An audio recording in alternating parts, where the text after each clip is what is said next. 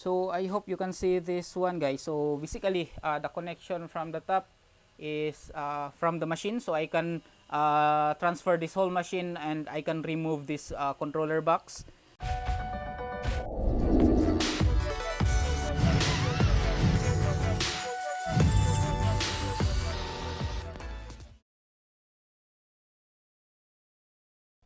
Hey guys, welcome back to my channel. My name is Efren. I'm a designer and I also love building DIY projects. So in today's video is I'm just going to show you the CNC controller that I'm using and the whole wiring and everything. So if you're new to my channel, please consider subscribing, and if you get something in this video, please give it a thumbs up or a like, and let's go. So basically the whole controller of this machine is basically the same as the smaller machine that I made, and I also have a separate video for that. I'm just going to link it up or maybe in the description below. And this one is basically a little bit more complicated because this one is using it's a hybrid servo motor, unlike the smaller one.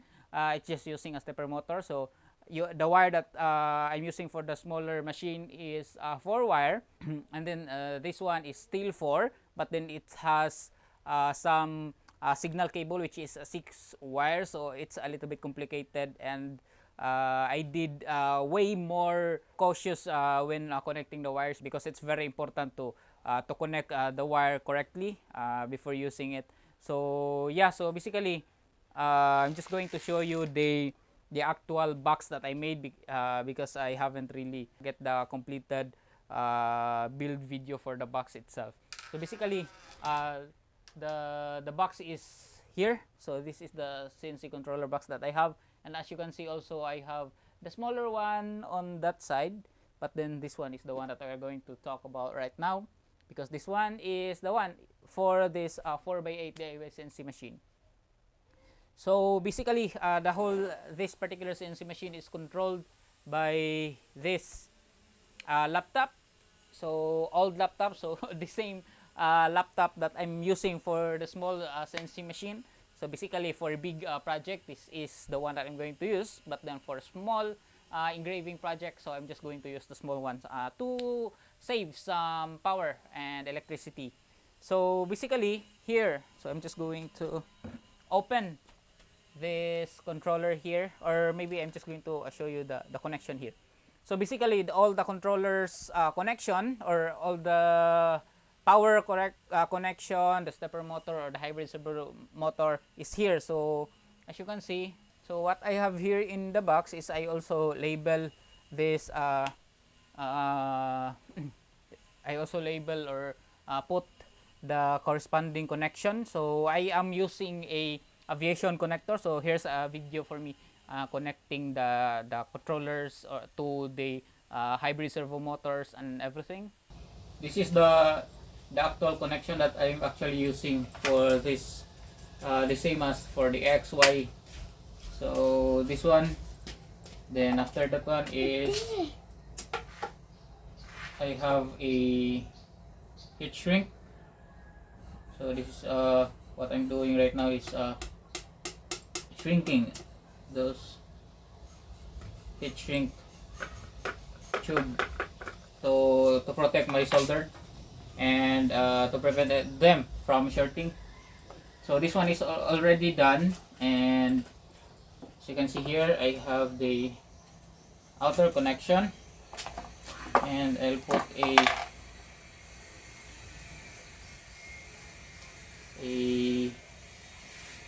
protection in this part because this one is on the surface and it's not going to, oops.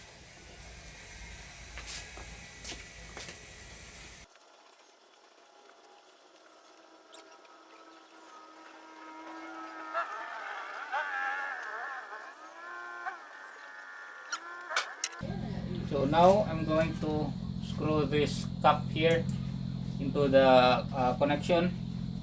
So yeah, and after that one is I'm going to install this one into the box. So that's ready for connection with all these things, and then I'm going to put the driver's power supply, and then the controller into the plywood backing, the new one. so that they will fit into the box, and they will arrange as good as somewhat the same as this one, but then aligned. They are somewhat aligned to each other. So we'll see you when I install this one into the new plywood backing. So now guys, this is the main plate that I'm going to use. So plywood, this one is for me to easily screw on this driver's power supply and controllers. So yeah, so I already have some holes here to mount it into the main box. So the box is already here. So I already put the wires inside, but then it's not yet complete. So I have to first is arrange these drivers and power supply to be able for me to wire everything in.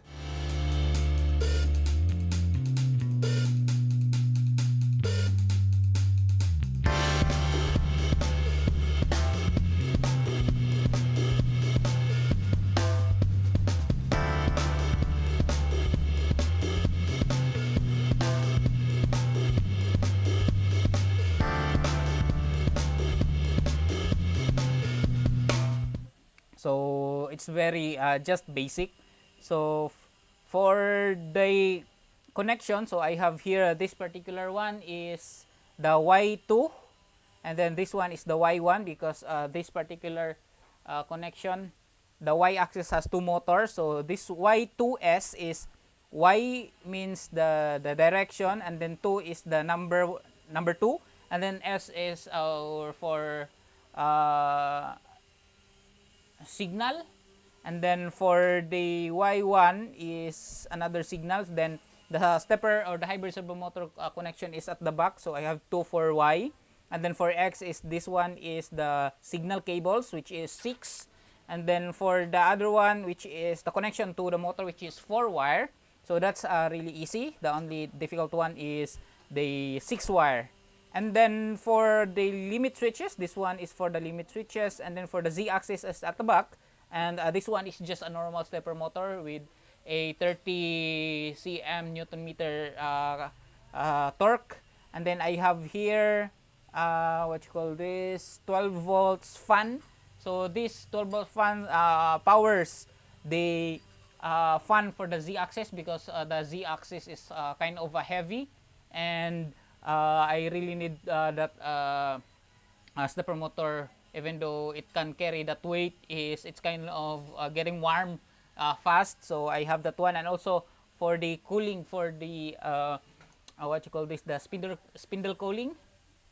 And I have here another wire at the back of this one, which is the spindle, the what you call this 12 volt spindle cooling system. So the spindle cooling system is this one. So I see. So I don't remember.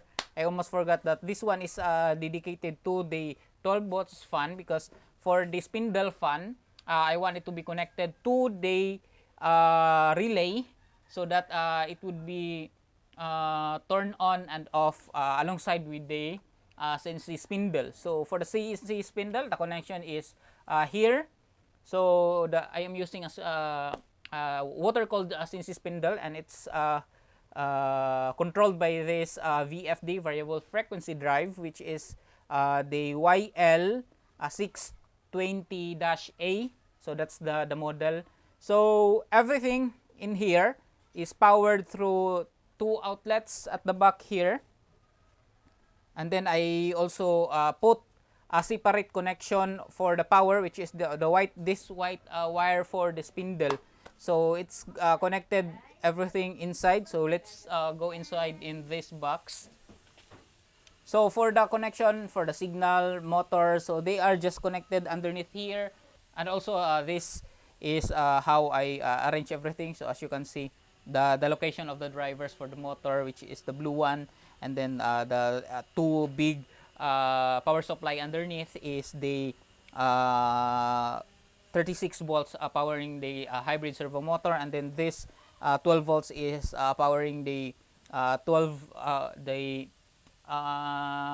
the stepper motor, and then some other drivers here, and then the conversion from 12 volts to 5 volts for the controller, which is the Mach 3 controller. So I'm just going, so that's the whole arrangement, and I'm going to show you the finalized connection. So here, so I hope you can see this one, guys. So basically the connection from the top is from the machine, so I can transfer this whole machine and I can remove this controller box. So basically what we have here is there the controller for the signal, 6 wire, and then 4 wire for the what you call this, the motor. And then it's not really that perfect, the arrangement, because the space that I have here is not that huge of an area. So but then I still managed to fit everything. So 3 controllers for the hybrid servo motor. So this one here at the top is the power supply, which is this one, and then this one is the motor connection. The signal is this one, and then for the controller for the driver, the Mach 3 is that one. So the Mach 3 controller is here, and then the input and output is also at the bottom, and also the signal for the relay. I have a 24 volt relay that I'm using for that one, and then I also have a buck converter step up. I think this one is connected through this 36 volt power supply to power the 24 volt buck converter. Is I'm also using that power to control the relay that control the turn on and off of this machine. So this particular VFD is connected. So as you can see, this wire is out of the box. I didn't have enough plugs for that one, so I'm going to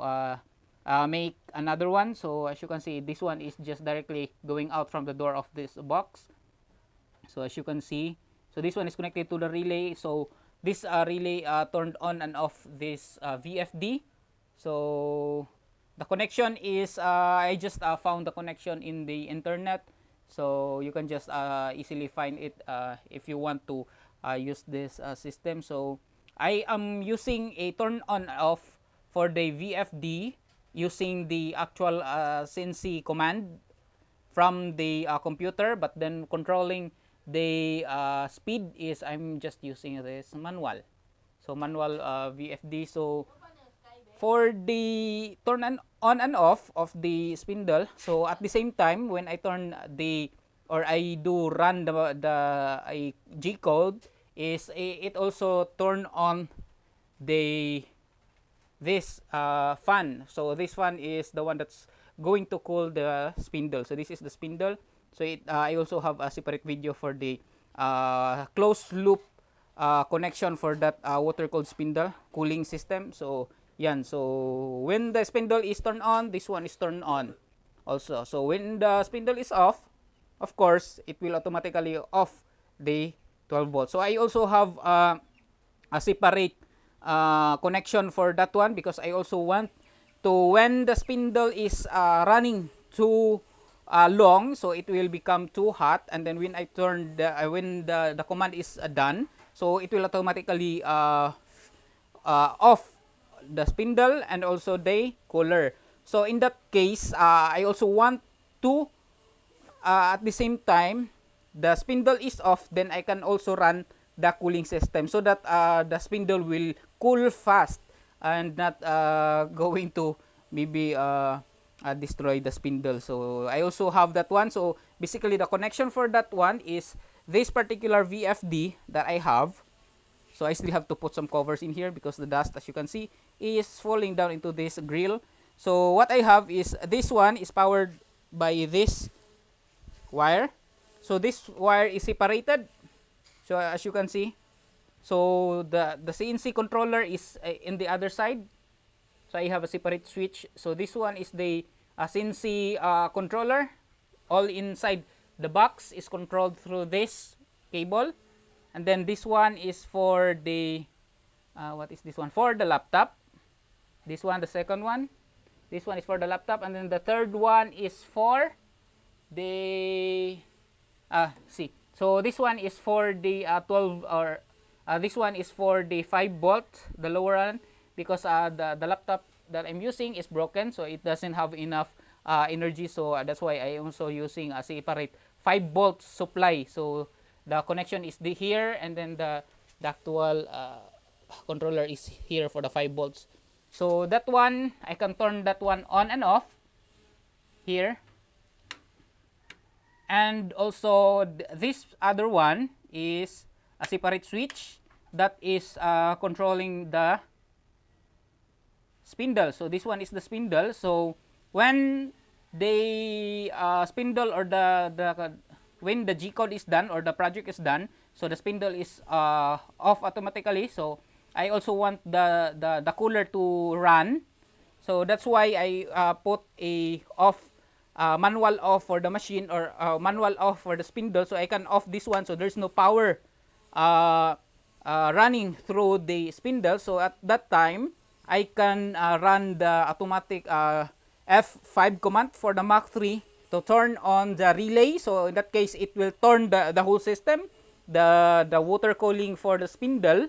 But then because the spindle does not have a power, that's why it doesn't turn on. So only the cooling system. So that's also the one that I incorporated into the whole system that I have.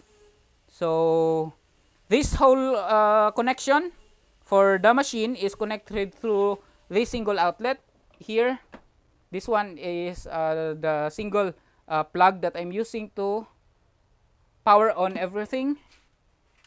And then that plug basically is connected through here, this wire. So, and then going to the whole controller here, I also have some switches. So I have a e-stop in here. So this is the e-stop. And then powering this box is this computer plug. So I can just remove this plug here. And also I have a switch. And also this one is an integrated plug. So there's a fuse. So there's a fuse inside. So the same as the small one that I made. So I can turn this one on and off using this small switch. And also I have 2 switch in here. And then I have the connection for the Mach 3 controller, the USB Mach 3 controller. I don't know if you can see it. So that's the connection. And then the stop, of course, push, then rotate, just like that. And then this switch, this other one is not connected. The smaller one is not connected. The only connected one is this switch. So this particular switch is very important for me, because when I have some problems with the y-axis, which is this one, y-axis motor 1, and then the motor 2. So sometimes when it loose or it's having hard time to move, like there's some material stocks like this one. So if it stand out, then the spindle cannot run. So it will send, it will try to move strong, because this one is planetary geared control and gear reduce. So it's very strong and powerful. But then sometimes, just like this one, if your material is really screwed or very hard or fixed down into the spindle in the bed, so it's if it's really having some hard time moving the whole gantry, then it will send to the, it will send a signal to the controller, and it will do an error. So it this lights in here underneath. I don't know if you can see my hand. So this one, red and green. So when it's running, it's green, and then when it encounters some error, it will blink in red. So most likely the only motor that I have some problems are the Y.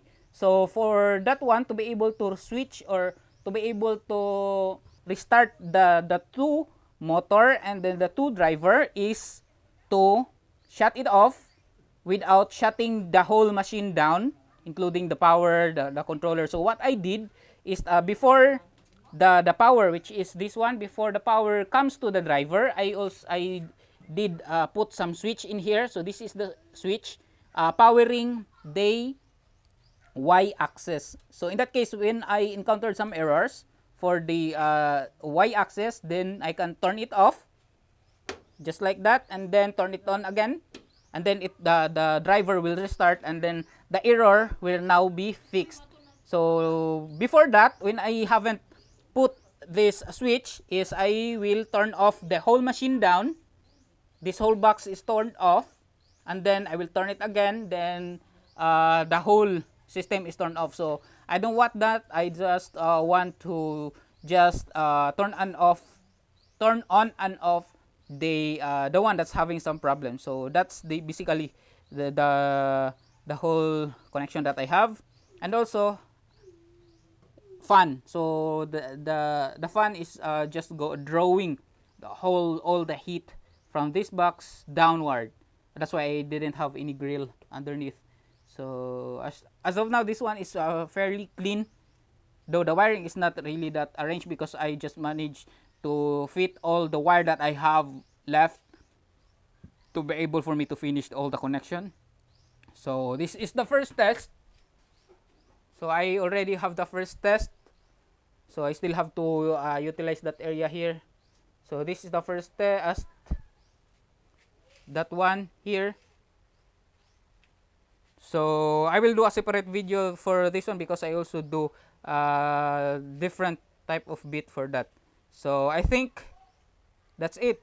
So I think that's it, guys, for the whole controller of this CNC machine. So particularly and for this CNC machines. So this box is also lockable, so it has some locking mechanism handle in here. So I can lock this one, close, and lock that one. So yeah. So I think that's it for this video. And if you reach this part, so please give it a thumbs up, give it a like, so that YouTube will share also this video. And I think that's it. So thank you for watching, and don't forget to subscribe to my channel. And bye for now. Peace.